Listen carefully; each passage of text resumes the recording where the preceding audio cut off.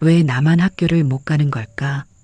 6살 희영은 호미를 쥔 채 울음을 삼켰다. 눈물이 흙 위로 떨어졌지만 아무도 보지 못했다. 그날 그녀는 어린아이로 사는 것을 포기했다.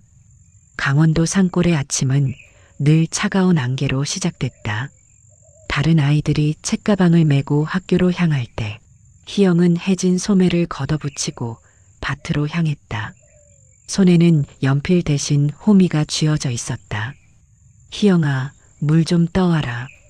어머니의 목소리는 늘 갈라져 있었다. 그 안에는 부탁이 아니라 이미 정해진 운명 같은 무게가 담겨 있었다. 희영은 말없이 양동이를 들었다.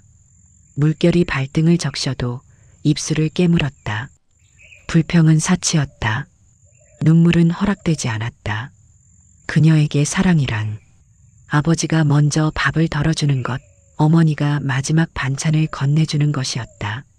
사랑은 말이 아니라 견디는 일이었다. 고등학교 졸업식 날, 희영은 마지막 페이지에 한 줄을 적었다. 이제는 내가 이 집을 살려야 한다. 서울은 낯선 도시였다.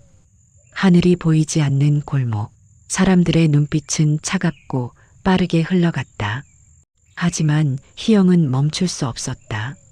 새벽 5시, 누구보다 먼저 출근했다. 점심은 자주 굶었다. 그 돈은 고향으로 보냈다. 엄마, 아버지 약 꼭 사드세요. 편지 속 글씨는 작았지만 그 안의 마음은 무거웠다. 그렇게 희영의 얼굴은 점점 사라져갔다. 거울 속 자신이 낯설어질 만큼. 비가 내리던 어느 날이었다. 탕비실에서 젖은 손을 털고 있던 그녀에게 한 남자가 다가왔다. 희영 씨, 이거 마셔요. 감기 걸리겠네요. 믹스커피 한 잔. 그건 단순한 커피가 아니었다. 누군가가 자신을 걱정해준 첫 순간이었다. 그날 이후 현우는 늘 곁에 있었다. 무거운 짐을 들어주고 야근할 때 조용히 옆에 앉아주었다. 그리고 어느 날 그가 말했다. 힘들면 힘들다고 말해도 돼요. 희영은 그 말을 이해하지 못했다. 힘든 건 참는 거라고 배워왔으니까. 하지만 그날 처음으로 가슴이 무너졌다. 나랑 같이 살래요? 작은 반지 하나. 그 안에는 혼자가 아니어도 된다는 약속이 담겨 있었다. 희영은 울었다. 처음으로 안도의 눈물을 흘렸다. 하지만 그 행복은 오래가지 않았다. 우리 현우랑은 어울리지 않는구나. 시어머니의 첫말이었다. 그날 이후 희영은 며느리가 아니라 심사 대상이 되었다. 음식이 왜 이러니? 근본이 없어서 그런가. 말은 점점 날카로워졌고 희영의 마음은 조금씩 무너졌다. 그리고 더 아픈 건 현우였다. 엄마가 그런 뜻은 아니야. 그는 늘 중간에 서 있었지만 결국은 어머니의 편에 있었다. 그날 밤 희영은 처음으로 혼자 무너졌다. 나 왜 이렇게 사는 걸까? 소리 없는 울음이 베개를 적셨다. 시간이 흐르고 두 아이의 엄마가 되었지만 그녀의 자리는 변하지 않았다. 명절마다 친정을 그리워했지만 갈 수 없었다. 며느리가 왜 이기적이냐? 그 한마디에 입술을 깨물었다. 피가 났다. 하지만 말하지 않았다. 그러던 어느 날 밤, 누나, 아버지가 전화는 끝나지 못했다.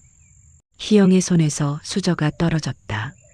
심장이 무너져 내렸다. 지금 가야 해. 하지만 발걸음이 떨어지지 않았다.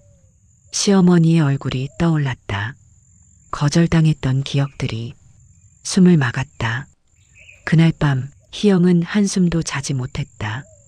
천장을 바라보며 속으로만 되뇌었다. 아버지 기다려주세요. 다음 날 시어머니에게서 연락이 왔다. 카페 창가에 앉아있는 모습은 예전과 달랐다. 작아 보였다. 약해 보였다.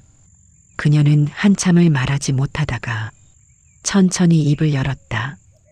희영아, 많이 힘들었지. 그 말 한마디에 시간이 멈췄다.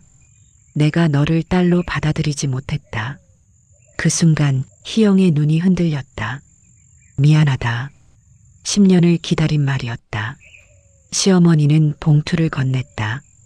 지금 당장 가거라. 아버지 곁에 있어야지. 손이 떨렸다. 며느리가 아니라 내 딸로 가는 거다. 그 말을 듣는 순간 희영의 눈물이 무너져 내렸다. 기차 안, 창밖으로 익숙한 산이 보였다. 어린 시절 흙 묻은 손으로 물을 깃던 그 아이. 그 아이는 아직도 자신 안에 있었다. 하지만 이제는 혼자가 아니었다. 휴대폰을 꺼냈다. 여보, 나 친정 가요. 잠시 후 답장이 왔다. 미안해, 그리고 고마워. 나도 노력할게. 그 짧은 문장이 모든 것을 바꾸기엔 부족했지만 처음으로 진심이 느껴졌다.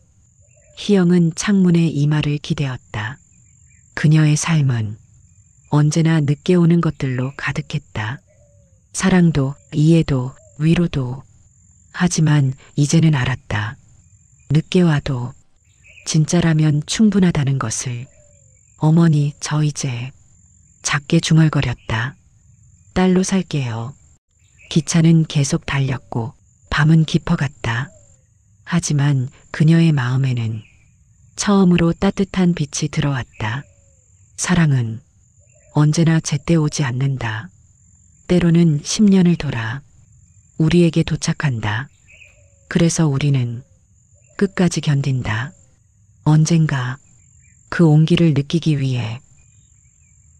우리는 모두 늦게라도 사랑을 만나기 위해 오늘을 버티고 있는지도 모릅니다. 이런 이야기가 마음에 남으셨다면 다음 이야기도 함께하고 싶습니다. 구독으로 계속 이어가 주세요.